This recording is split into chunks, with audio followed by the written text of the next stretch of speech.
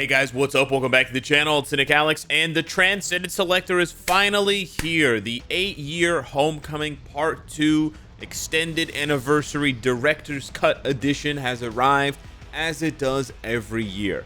And as most diligent players do every year, they remind the hysterical ones who are asking, where's the Transcendent Selector? Are they not going to give it to us this year? Oh, believe you me, two things are going to happen. They're going to give it to us, and then they're going to give us some crazy harebrained new sale. So we're going to talk about both of those things today, in addition to ranking all of the characters you can choose in the Transcendent Selector. So the video has everything you need, okay? This is a one-stop shop for you to shut them down and homie don't stop, or whatever the hell DMX says. Rest in peace. Like the video, by the way, if I'm providing you with something. Who knows? Entertainment, education, depression. There are lots of possibilities here. So 8-year Homecoming Part 2, we have another token event that we're going to be engaging in. Guys, if you don't know by now, the token events are where we get the best rewards, and they're free. It just takes a little bit of, you know, a few neurons firing in your brain to figure out how to, you know, craft one time, log into the game, and clear 10-dimension missions. But yeah, you should be able to figure it out. The rewards for this one, for the 8-year Homecoming, not quite as spicy as the last set that we just did about a week ago, but still pretty good. You get a level 8 potential enhanced ticket, which bumps a character from, I think, 72 to 74 or some shit like that. But it saves you a bunch of bios. It saves you like a hellish amount of bios for that. And then we have a level 6 advanced potential enhanced ticket, which takes a character immediately from 60 to 70 once you've unlocked their potential. That also saves you 10 million gold and over 2,000 bios. So lots of bios saved here, lots of tier 3 materials, you know, 300 of this, 300 of that, 150 of that, and a Titan book selector, which is nice. The Essence of Dimension should have a 0 behind it, but hey, that's not the spicy rewards. The spicy rewards is what you take the event tokens for and you exchange them. So we're getting not the first, not the second, but the third premium card. This is going to be the third premium card chest we can get this month. So don't give me this BS that your cards are bad and you don't know how to get Pierce, because what you're doing is you're probably choosing the CTP because you want to be cool and you want to have a rage equipped on your favorite character, or you're choosing the artifact or the mega tier 2 because you want to mega tier 2 some trash character like, I don't know, Clea or Toxin or Wenwu. Anyways, just choose the card and save us all the headache, and then just get better at the game. That's just basically how it goes. The rest of the stuff, you guys know how this is. It's not very good compared to the premium card. The premium card is love. The premium card. The premium card writes my checks. Okay, so that's why I have to. That's why I have to simp so hard for the premium card. And then we have another coupon code, which is pretty cool. We have a Homecoming coupon code. This is, I think, the third coupon code this month, or this sort of like 30-day period. And it's going to give you a random 4-star artifact. So good luck on that one. Hope you get something good. If I get Professor X, I will probably cry. Because I spent, yeah, anyways. The 8-year, the art book chance up event is going to happen. This is a bait. Please do not spend crystals on this. Just to show you guys how serious I am about this. As big of a whale as I am, and I spent, close to $1,000 for this anniversary. So that just to give you an idea. I still do not have the comic collection done for the art book card. It's 3% all attack. It does not matter, and none of these cards are top 5. None of them. You could make an argument that this is top 10. It's definitely a top 10 card, but it's not even a top 5 card for PvE. Trust me on this. Smarter people than I am have done the math on it. One day when they have an art book selector and I can just boop and I can get number 12, that's the day where I will probably finish my collection. But in the meantime, please don't get baited by that shit. It's not very good. It was good years ago before all the new premium cards came out, but since then it is bad. And then here's what we all came for, literally and figuratively. The Homecoming 7-day check-in part 2. So you're going to get the Transcendent Selector right off the bat, then you're going to get energy, you're going to get some more transcending materials, and you're going to get some CCF. Very, very nice stuff. We have a character ranking for Star-Lord, and we have a platinum gift chest distribution. Now, let's dive into the the Transcended Potential Selector, okay? We have our tier maker here. I set this up ahead of time, yada, yada, yada. Let's go ahead and kick it off. So we have 5 categories here: useless, only support or lead, PvP, which doesn't mean that they're good. It just means that you can use them for PvP. Then we have decent. Then we have meta. So just to be very clear here, there is a massive, massive, massive distinction between the characters here and everyone else. There is an ungodly gap. A gap so large you would think something fits in there. You can fill in the blanks with a joke there. I don't know. It's massive, okay? It's massive. It's the Grand Canyon of gaps, okay? Just to be clear, like, most of these transcendent characters are not good in today's meta. They are lacking tier 4. They're lacking new uniforms, okay? It's just, you know, straight up. I just want to really hammer that home before we get to the rest of it, because people may be shocked to know this and may be confused by how the ranking goes. So we're going to start off with useless. Now, I know that no character in MFF is technically useless. I know that, oh, but you can use Bullseye for a leadership. Oh, you can use Red Skull in PvP and Alliance Conquest. He has 120% increased damage to heroes. Trust me, guys, I have a pretty close to an eidetic memory when it comes to MFF character leaderships and passives and shit. But these characters are just useless. They're just useless. If you're using them for AC, it's because you're at the bottom of the barrel for your roster and you're desperately throwing shit at the wall, hoping something sticks. Yeah, that's just the way it is. These characters are not good. They're weak. Yeah, Elsa has a leadership. It's only 30% physical attack. It's not even worth transcending for the leadership. I mean, I guess if you have every other character, sure.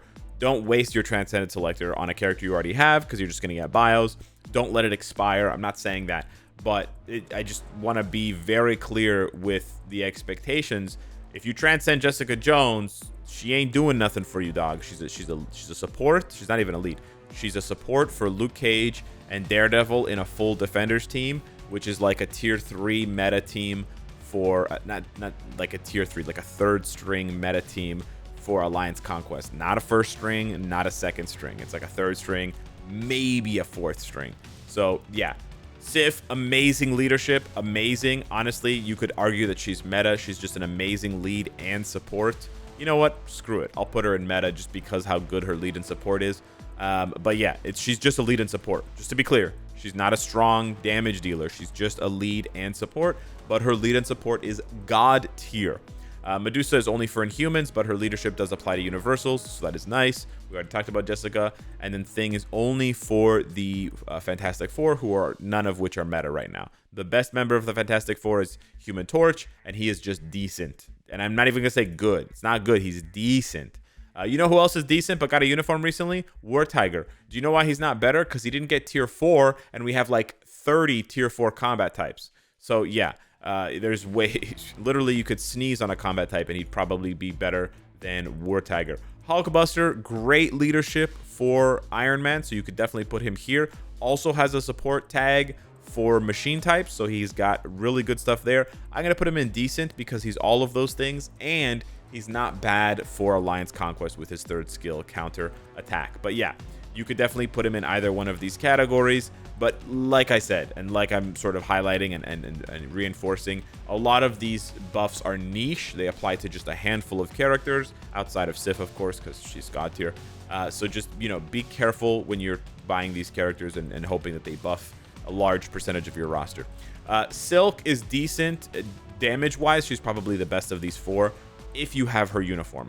I know most of you don't have her uniform, and if you do, it's kind of, you know, gone by now. It's over the hump. It's obsolete.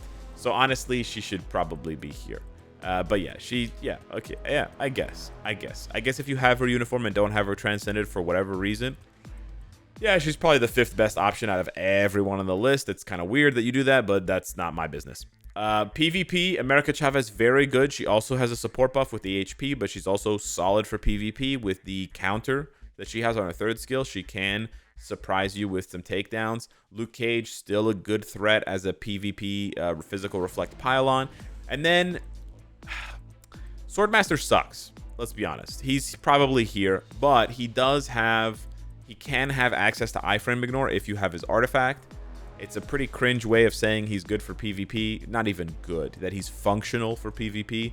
And he has the all defense lead, which I guess this is like 5th string backup, you know, stepchild, orphan sort of deal here with his PvP abilities. But yeah, it is what it is. Drax is technically just a lead for combat types, but I guess he's also decent for PvP, probably better than Swordmaster, worse than Luke. Gamora is decent, but she's also just, at this point, just a lead for speed villains, for speed types who deal physical damage. But yeah, you can sort of put her there or there. It really depends on your opinion. Heimdall, in my opinion, is you could argue that he's PvP. He's also just a leadership, so I'm just gonna put him in the leadership. And then yeah, Red Guardian sucks. He's also a 35% leadership, and he's also a flexible leadership for both villains and heroes. If you just need HP, which you probably shouldn't need HP, and you probably shouldn't transcend him for that, but it does mean that he is a bit more flexible than your standard leadership and your standard character, since he can go both villain and hero. So he can give all the heroes HP, or you can take off his uniform and he can give Hulk HP, which is actually useful. So that's basically how the list breaks down. But again, I do need to really highlight that there is a massive gap, right, between the people here and literally everyone else. Because, wow, you can't read that, because that's just the honest truth. And you shouldn't even really put Sif here. She should be here. But yeah, hopefully that helps you decide who to transcend. Of course, as always, transcend who you like. Even if I just, you know, shat on them, I apologize, but it's also true. And then also consider the following. You have to have the uniform, right? This tier list does not make any sense if you do not have these uniforms. If you're not going to get these uniforms, then these characters may be vastly, well, they will be vastly underpowered. Basically, with none of the uniforms, none of the characters are good. So yeah, hopefully then maybe some of these, no, they all have uniforms. I was going to say some of them don't even have uniforms, but yeah, they all do have uniforms. So yeah, hopefully that helps you decide who to transcend. We now go back to the last piece of information here. This is the Giga whale milking strategy. And I got to give it up to the devs, the marketing team, whoever it is that's responsible for this, because they really put their finger in my butt this time. And I can't get it out. So the 8-year, sorry for the visual, the 8-year tier 4 special relay pack. I saw this and I got kind of scared. I scrolled down and the first one, okay, 100 crystals and a second potential realization ticket for $20 US. Not very good. Okay, not very good. So I scroll down and it's special relay pack number 2. Okay, this one's $30 US. And it gives you 750 Carbo and 650 Soul of Faltine. It gives you some Life Seed. It gives you 1,000 Crystals. It gives you a Book of the Vishanti. I'm like, wow, that's pretty good. And I say pretty good. I know how that sounds. But to be fair, in the context, not in the context of like you could buy this or you could buy like, you know, a half-price video game. That's not the context that I'm talking about, okay?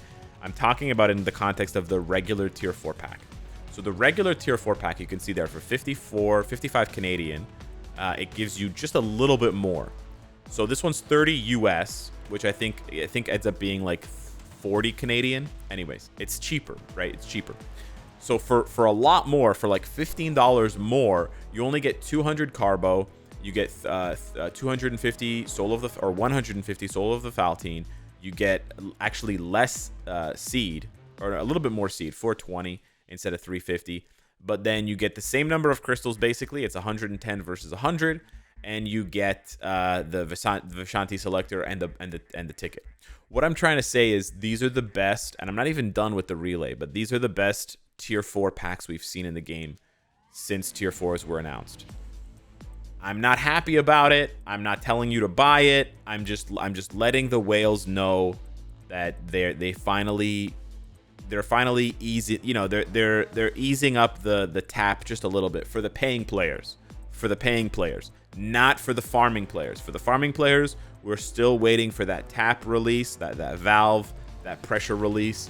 Adding Soul of the Faltine to Galactus is not the answer, by the way. And the 300, the 600 that you get, or the 300 of each that you can get from Otherworld Battle, I guess that's a bit of a valve release, I guess, but not really. But anyways. Let's take a look at pack number 3. So now for $50 US, which is like, I don't know, 70 Canadian, you get 1,300 Carbo, 1,100 Soul of the Faltine, you get 600 Life Seed, you get 2,000 Crystals, and you get 2 books. And then here's where it starts getting really spicy. For $100 US, which is 160 Canadian, I know, yikes. You get 4,200 Carbo, 3,600 Faltine, you get Life Seed, you get 4K crystals, and you get 4 book selectors. If you put this one up toe to toe with the existing pack, it blows the existing packs back out every day of the week. You get literally more of everything. You get literally more of everything for the same price. Now, it's not technically the same price because you have to buy step 3, steps 2, and step 1. I know that. But at face value, right? You get 500 more crystals. You get, 700 more Carbo. You get 600 more Soul of the Faltine. You get 300 more Life Seed. You get 500 more crystals. And you get the selector, you get the 4 selectors, and you get the potential pack. And then, if you're even more of a blubbery whale, which I may turn into, you can purchase pack number 5, which has the same price as the previous pack, but it gives you even more. It gives you 800 more Carbo.